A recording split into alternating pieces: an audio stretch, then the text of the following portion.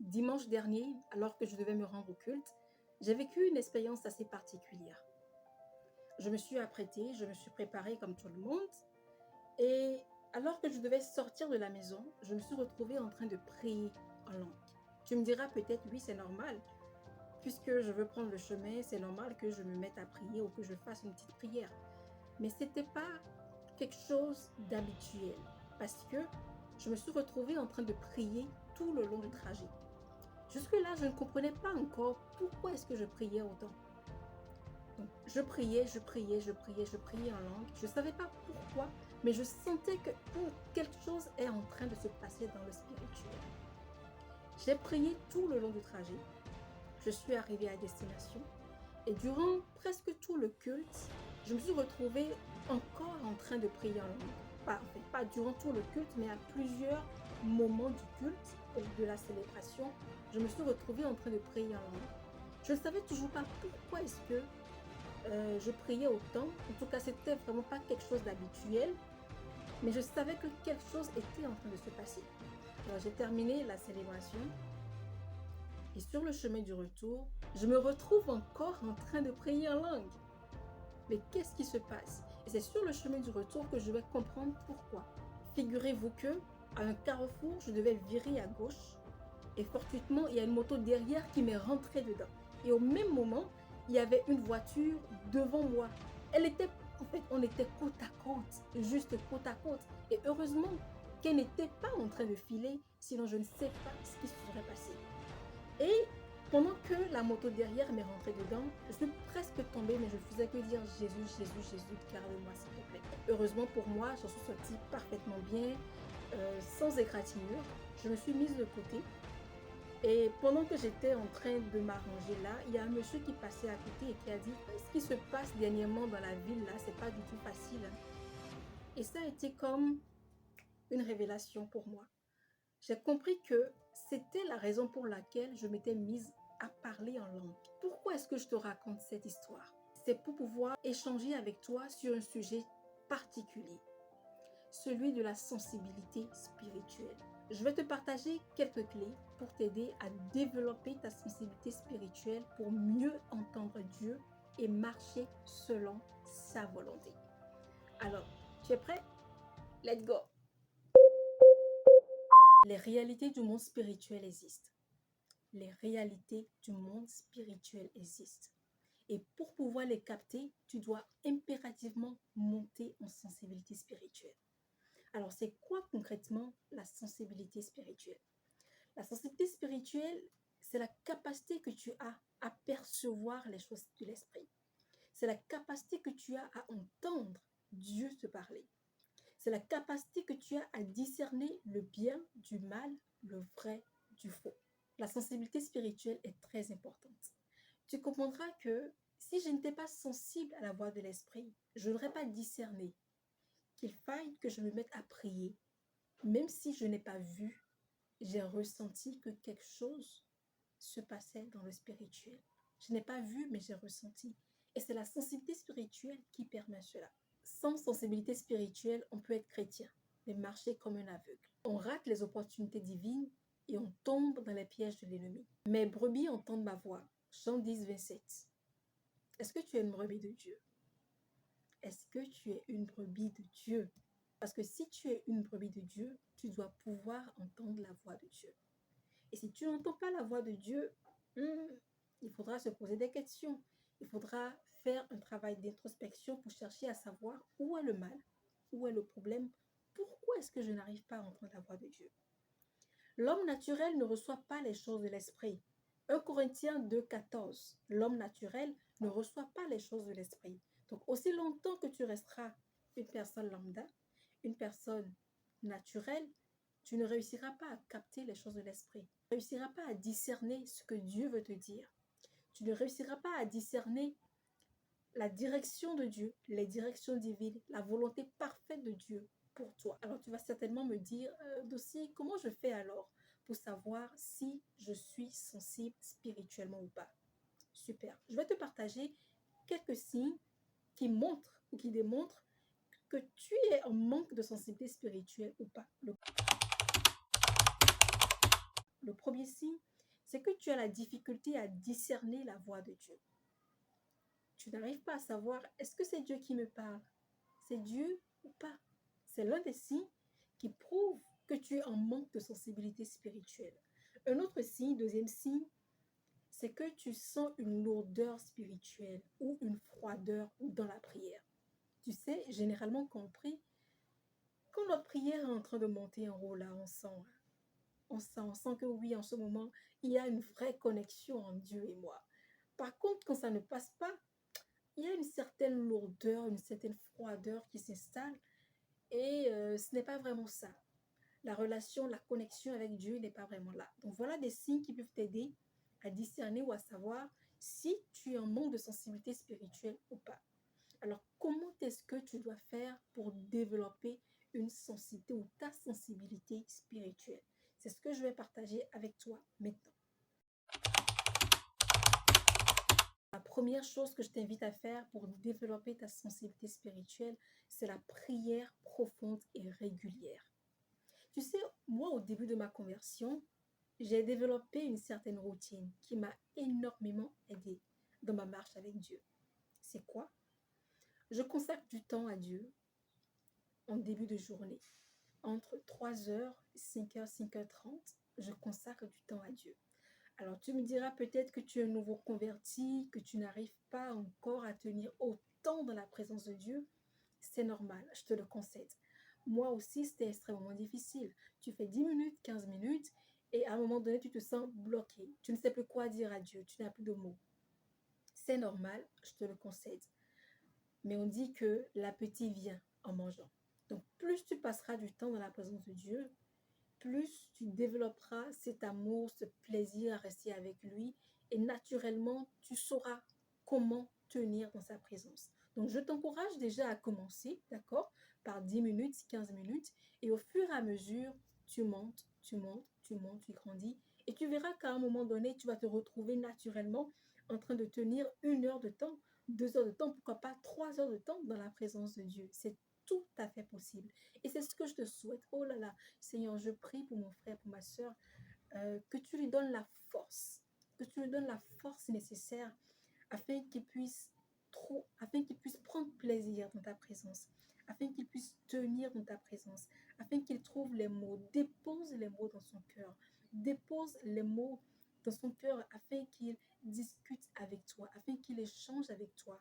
C'est une relation, ce n'est pas quelque chose de formel, c'est une relation entre père et fils, entre père et fille, entre père et tes couronnes, entre père et tes fils. Alors Père, donne-le la force nécessaire afin qu'il puisse tenir dans ta présence, afin qu'il puisse prier vraiment selon la volonté parfaite de ton cœur pour eux. Donc ceci dit, tu consacres du temps en matinée, ok, en 3 heures et 5 heures, selon comment tu t'habitues, ok. Et en deuxième partie, tu consacres du temps dans la soirée. Donc moi, je faisais en 3 heures et 5 heures, 5h30, et le soir à 18 heures. Si 18 heures, c'est un peu trop tôt pour toi, décide d'une autre tranche horaire. Le plus important, c'est que tu restes fidèle à ce que tu décides de faire. D'accord? Au fur et à mesure, tu verras que ça va coller naturellement. Naturellement. Tu ne sauras même pas à quel moment est-ce que tu as réussi à tenir autant de temps dans la présence de Dieu. Et c'est ce que je te souhaite véritablement.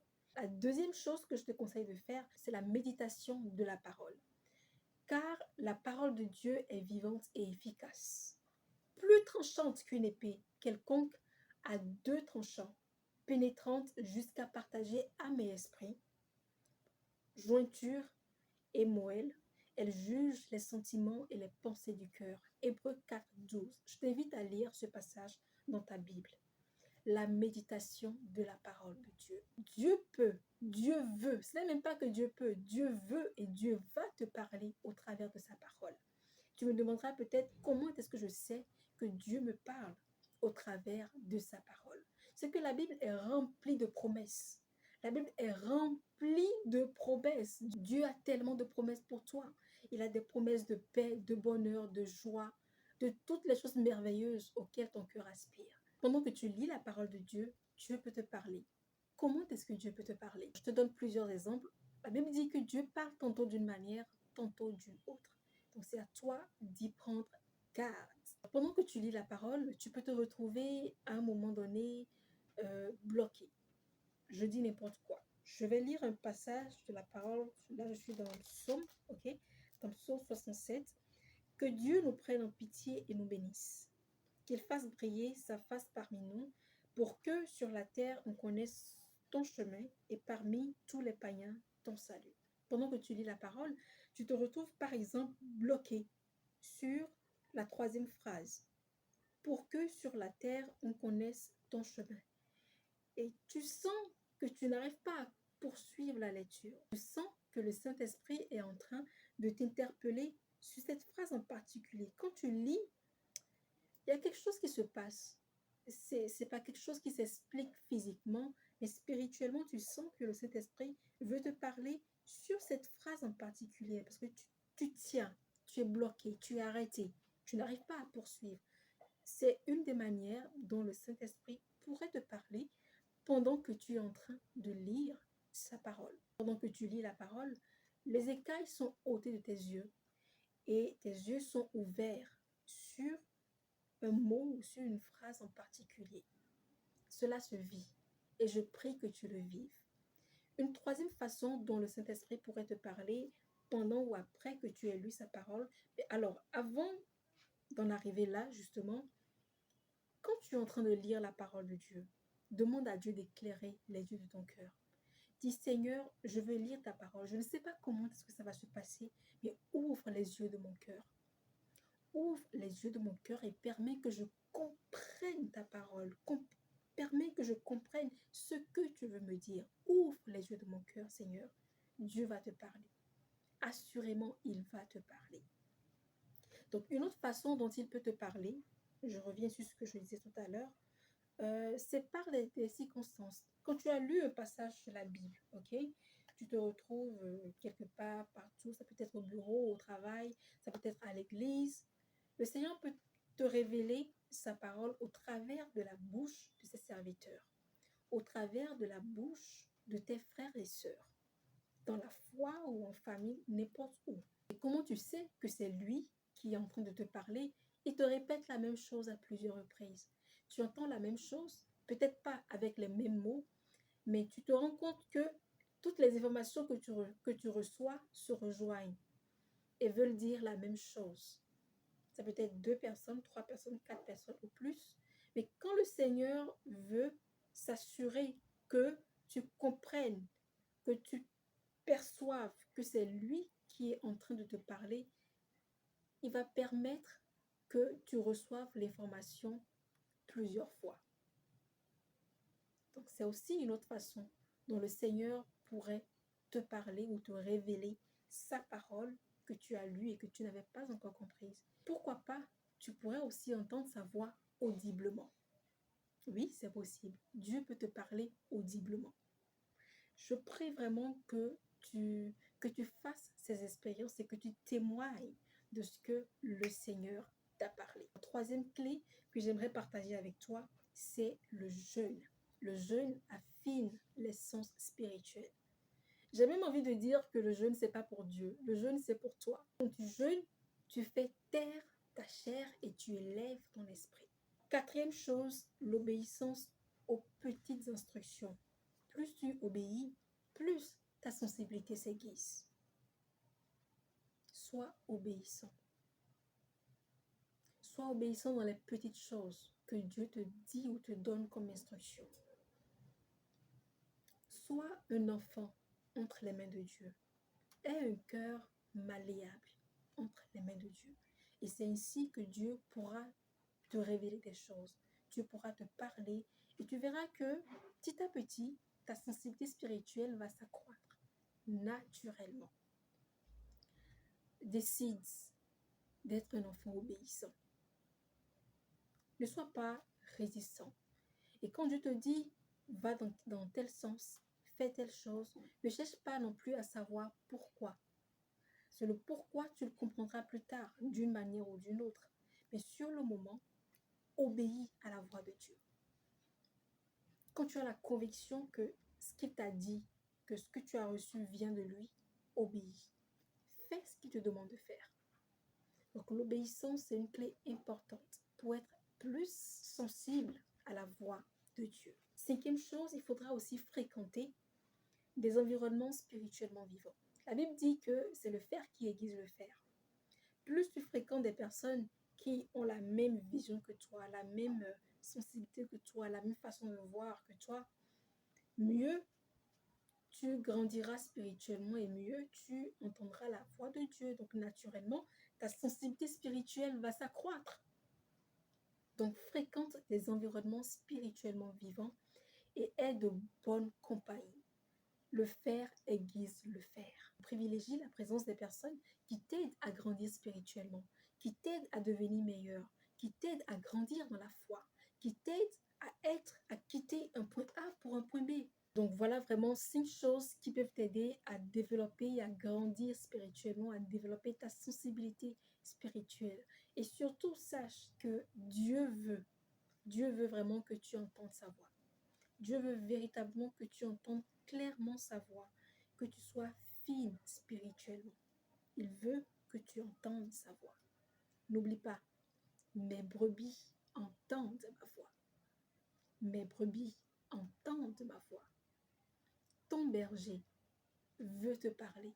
Ton berger, ton papa d'amour veut te parler. Il veut te révéler des choses. Prends la décision aujourd'hui de faire un pas de plus pour pouvoir grandir et maturer spirituellement et être capable d'entendre Dieu te parler et être sensible à sa voix et à sa volonté parfaite pour toi. Si cette vidéo t'a béni, je t'invite à laisser un cœur.